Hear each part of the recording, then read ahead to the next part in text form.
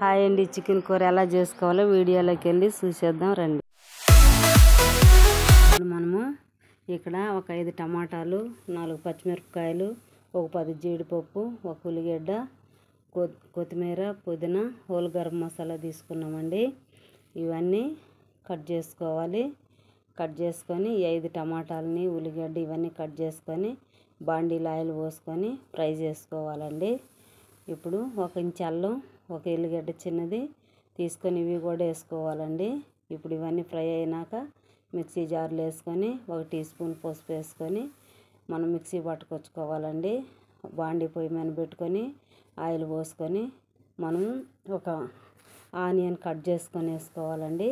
మనం mixie పట్టుకొచ్చుకున్న paste ఈ oil వేసుకోవాలండి. ఆయిల్ వేసుకున్నాక ఫ్రై అయినాక మనం ముందుగా ఒక 1/2 కిలో చికెన్ తీసుకున్నామండి. ఈ చికెన్ని ముందుగానే ఉప్పు, కారం, ఒక నిమ్మకాయ ముక్క ఇవి పిండి కలిపి పెట్టానండి. ఇప్పుడు మనము ఇది దాంట్లో వేసేసుకుందామండి. వేసుకొని మంచిగా కలుపుకోవాలి.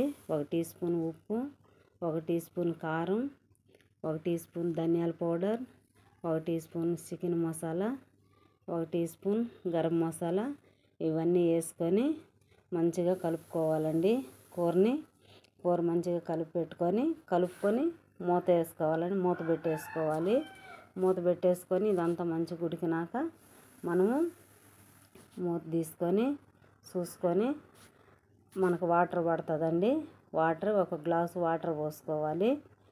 వాటర్ పోసుకొని మళ్ళీ మూత పెట్టుకొని ఉప్పు అవన్నీ టేస్ట్ ఇప్పుడే చూసుకోవాలండి. కలిపి పెట్టుకోవాలి. ఉప్పు ఏదైనా తక్కువైనా, కారం ఏదైనా తక్కువైనా ఇప్పుడు వేసుకొని కలుపుకొని వాటర్ పోసి 1 గ్లాసు వాటర్ పోసుకుంటున్నానండి నేను. మూత పెట్టుకోవాలి. కలుపుకొని ఈ కూర మన బిర్యానీలకు కానీ, చపాతీలకు కానీ, పుల్కాలకు కానీ దేంట్లోకైనా సూపర్ టేస్టీగా ఉండిద్దండి. గ్రేవీ మస్తు ఉంటుంది.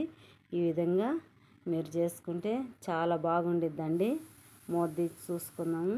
కూర అంతా దగ్గరికి వచ్చి బాగా ఉడికిందండి మనకి కూర. ఈ విధంగా చేసుకుంటే చాలా బాగుండిద్దండి. ఇప్పుడు మనము కూర కలుపుకున్నాము. ముక్క కూడా బాగా ఉడికిందండి. గ్రేవీ దగ్గరికి వచ్చింది, బాగున్నది.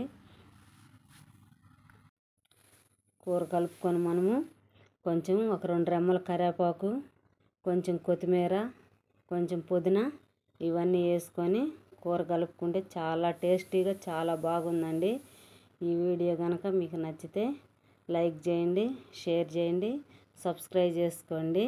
ఈ విధంగా చేసుకొని మీ ఇంట్లో కూడా చాలా హ్యాపీగా ఉండిద్దండి. ఇట్లా చేసుకొని చాలా బాగుండిద్ది.